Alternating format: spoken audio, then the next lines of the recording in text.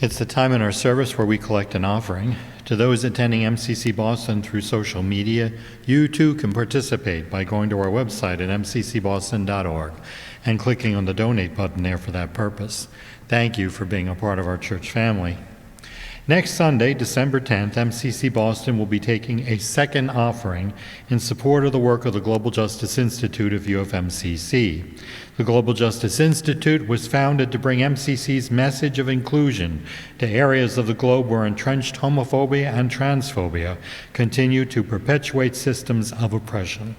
The Global Justice Institute performs this transformative work literally around the globe, and by participating in this offering, you too are there. If you can't make the service on the 10th, you can participate this evening by using an envelope at the entry table and then identifying your offering. For the rest of us, please plan ahead so you'll be in a position to contribute. Thanks in advance for your participation. Members and friends of MCC Boston, this past Friday, December 1st, was World AIDS Day. And as we gather this evening, I'm reminded of the history and the leadership role of UFMCC during the AIDS pandemic.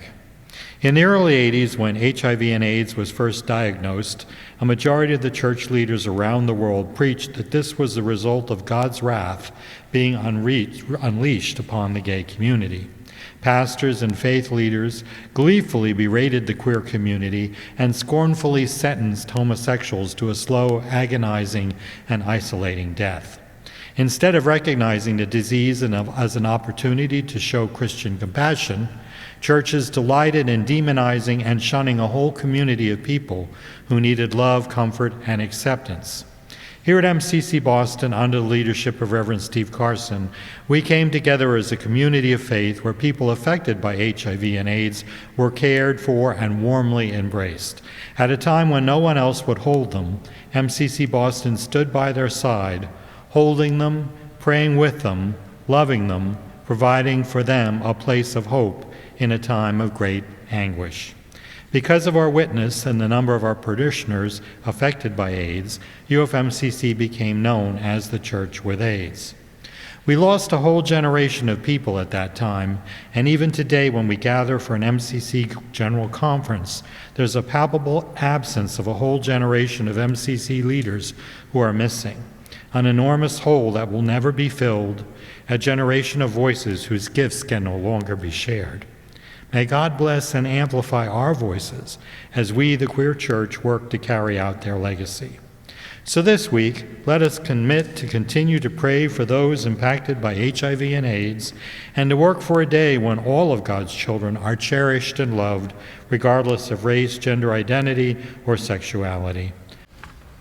Prepare your ears and your hearts to receive the Holy Gospel according to St. Mark in the 13th chapter. In those days, right after that time of suffering, the sun will become dark, and the moon will no longer shine. The stars will fall, and the powers in the sky shall be shaken. Then the child of God will be seen coming in the clouds with greater power and glory, sending angels to gather chosen ones from all over the earth. Learn a lesson from the fig tree. When its branches sprout and start putting out leaves, you know summer is near. So when you see all these things happening, you will know that the time has almost come. You can be sure that some of the people in this generation will still be alive when all this happens. The sky and the earth will not last forever, but my words will. But of that day or that hour, no one knows. Not even the angels in heaven, nor God's child, but only God.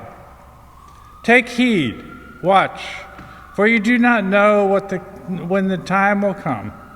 It is like someone going on a journey who will be leaving home, puts his servants in charge, each with a particular task, and commands the doorkeeper to be on watch. Watch therefore, for you do not know when the sovereign will come, in the evening or at midnight, or at cockcrow or in the morning, lest the sovereign come suddenly and find you asleep. And what I say to you, I say to all, keep awake.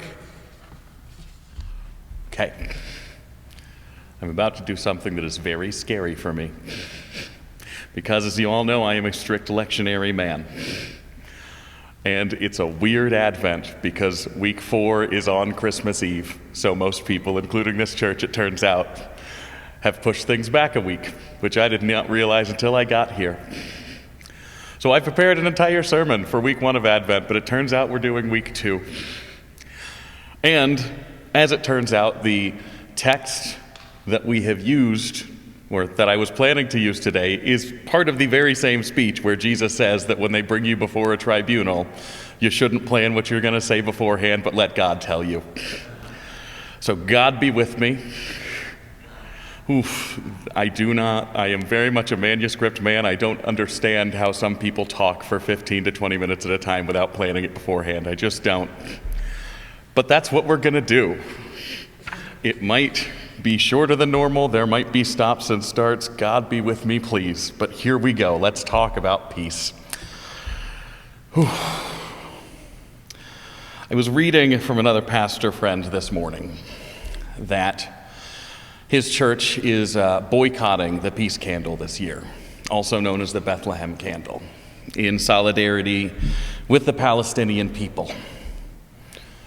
And I am awestruck by that. I am in favor of any possible sign of solidarity with the people who are suffering very much. Especially because I know that though the vast majority of the United States population is in favor of a ceasefire, our government has no interest in hearing of that. And I believe that anything we can do to call for peace in that region is necessary right now, unbelievably necessary. And I think, too, back to when I was 12 or 13, 7th grade, when the first tower hit the World Trade Center. It was in between classes for me, so I came into my algebra class, and our teacher advised us all that had happened and put on the radio, and we listened as the second tower hit when it became abundantly clear that it wasn't just a plane crash. I remember the terror of those days. I don't know what in my 13-year-old brain thought that terrorists were ever going to target Humboldt, Tennessee, but I was terrified of it. And I remember the days that followed. Coincidentally, it was a weird time for my precocious 13-year-old self to read 1984, but that also happened around the same time. So at the same time that I was dealing with this trauma and this awful tragedy that befitted the nation, I was also thinking for the first time, hey, maybe the government isn't completely straightforward. Maybe they don't always do things right. Maybe there are some problems. And that was very interesting timing and has probably drastically affected the formation of my own anarchist self here. And I remember the times that followed that. I remember in 8th grade being 14 while we were on the verge of war with Iraq. I remember trying to tell everyone so hard what a stupid thing we were about to do. It's really a trip to be 14 years old trying to inform adults about current events, but I was saying to all of them, look, the evidence that they are using to support this does not hold up. One of them is a letter from a man to himself. But no one wanted to listen to that, and I firmly believe that is because we were struck by a spirit of vengeance. And vengeance will make you do crazy things. It will make you enter fights that you should not. It will make you call French fries freedom fries because the French didn't want you going to war against a mostly innocent people and killing a lot of civilians. It will make you put out country songs about vengeance, about war in the Middle East, and it will make you boycott country songs by artists that do not support that.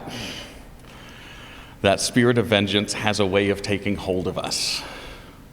That anger has a way of taking hold of us and affecting our actions, and when it does it to an entire country, it is not a good thing, as we've seen. Because the further we get away from that time period, the further we get away from that spirit of bloodlust, the more we realize it was a mistake. I don't make a habit of saying, I told you so. But I really did tell everyone so. I told everyone so hard, and I'm so right, and none of them wants to admit it. Now they're all just saying that they should have known better but didn't.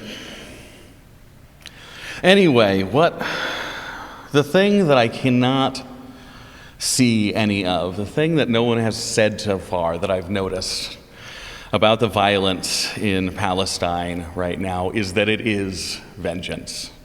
I think it's time that we admit that. When you talk to people about it, when you criticize the actions of the Israeli military, what people say is, well, what about October 7th? They say it's about defending themselves. We also said it was about defending ourselves from terror. But I don't see how Afghani civilians ever threatened me. And while there are certainly a lot of threats to the well-being of the Israeli people on behalf of Islamic terrorism, I think a very terrible way of addressing that is to give Islamic terrorists more grievances.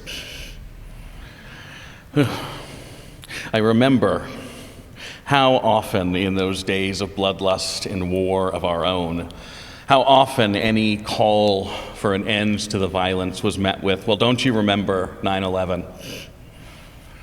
And I remember, too, that every time someone said that, my only thought was, yes, I do remember that. I remember that very well. I remember being very scared. And I don't want that for anyone else. I don't know why we're doing that to other people now. The thing is that this cycle of vengeance doesn't end. There is no way of defeating it if all we do is counterstrike and counterstrike and counterstrike. And the Israeli military can say they're getting back for October 7th, but Hamas could just as easily say that October 7th was them getting back at Israel for the violence that had been done for decades beforehand, for the Nakba, for people being driven off of their own land violently. Everyone has a legitimate grievance. Everyone does. And you can't ever get past it if you just keep trying to address your grievance by giving people others. We've been going back and forth at this for centuries. Violence begets more violence. And what I'm going to say is, I got in a very heated argument this week with my therapist. You see, I, as part of my job, spend a whole lot of time on the road. I drive around Cambridge and Somerville for 40 hours a week. And the roads in Cambridge and Somerville are not great. There is a lot of reckless speeding and just inconsiderate moves. I often say that the difference in between driving in Boston and driving in Cambridge is that when someone is honking at you in Boston, it means that you have done something wrong. And when someone is honking at you in Cambridge, it means they have done something wrong and you noticed them doing it and they are upset about that.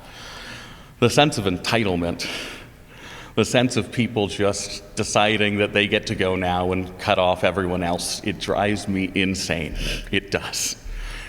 I have gotten in trouble several times at work because it turns out I have some aggressive driving issues. And I was talking to my therapist about this because there was a shift recently where I was driving down the road and I pulled up to a stoplight. And as I am sitting at this stoplight, I notice another car that had been behind me coming up on my side where there is no lane. It's a two-lane road in opposite directions, but this person has inserted themselves in the breakdown lane and started pulling forward ahead of me. And I already knew what they were going to do. I pulled myself forward a little bit as well, and when the light turned green, I went, and they zoomed right ahead of me. They had created a lane so they could cut me off at a red light, completely unlawfully. And I lost it a little bit. I started to speed up, and I did rein myself in from that. I honked my horn a lot, especially when we came up to the next red light, where they were making a right turn and had to wait for the bikers, and I was stuck behind them because they had inserted themselves in front of me. I honked at them a lot. And my therapist did not understand that, and he kept telling me to let go. And I just couldn't, because I was right. Because, believe it or not, I am a very conscientious driver. I am 5 miles over the speed limit. I respect the right of way, and people don't like that. I still think this person cut me off because we had been at a red light before and I had waited for oncoming traffic to stop before turning. People do not like it when you drive safely, and they will take it out on you. So I just spent weeks ruminating on that. I'm still having a hard time not getting distracted. Because I was right. I had a legitimate grievance. Someone unlawfully cut me off for no reason. And my therapist wanted me to let go, and it was in 7 or 8 years of me seeing him, this is the most heated argument we have ever had. The thing about peace is that it always involves someone swallowing the hurt, and often the injustice. You don't get to peace by seeking justice too hard and too violently, and that's often what we try to do. Almost invariably, that is what we try to do, but no peace has ever existed without someone swallowing their treatment of wrongdoing. And we will never get to any kind of lasting global peace until we all learn to do that all the time, because we are always going to have something to be upset about, some wrong that has been done to us, and the first impulse is probably going to be, for all of us, to try and get back and point that out. It is a hard thing to learn to let things go. I know, because I am still trying all the time.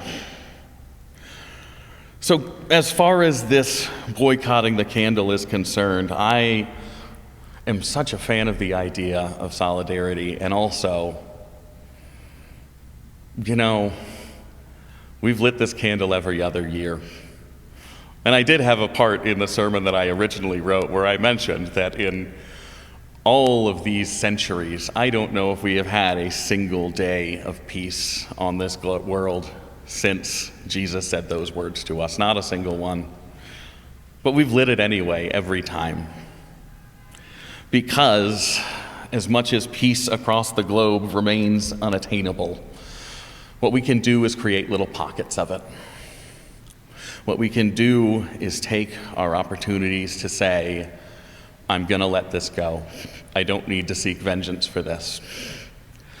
Doing that creates a tiny moment of peace, and maybe those tiny moments will proliferate. Maybe. But we're definitely not going to get to any kind of lasting global peace without those tiny little pockets that we make. So as we have already lit this candle tonight, I pray that we will think of that as a tiny pocket of peace in a world torn apart by violence.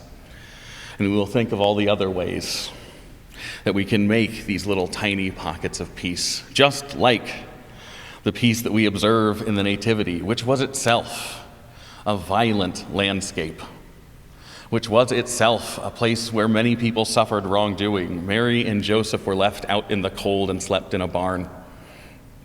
People do that today, and we think of them as bums or however we think of them. But that was where our Savior came from, was people sleeping outside. And they had every reason to be angry. Jesus had every reason to be angry at the Roman Empire who had done that to his people.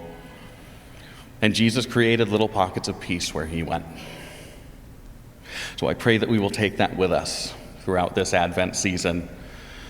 And I don't really have a great way of ending this because I didn't plan any of this beforehand. But let that candle, let all the candles be reminders to us that we're going to have to let things go, and that when we do, we get one step closer to the peace that we're all looking for. Thank you. Oh, that was scary.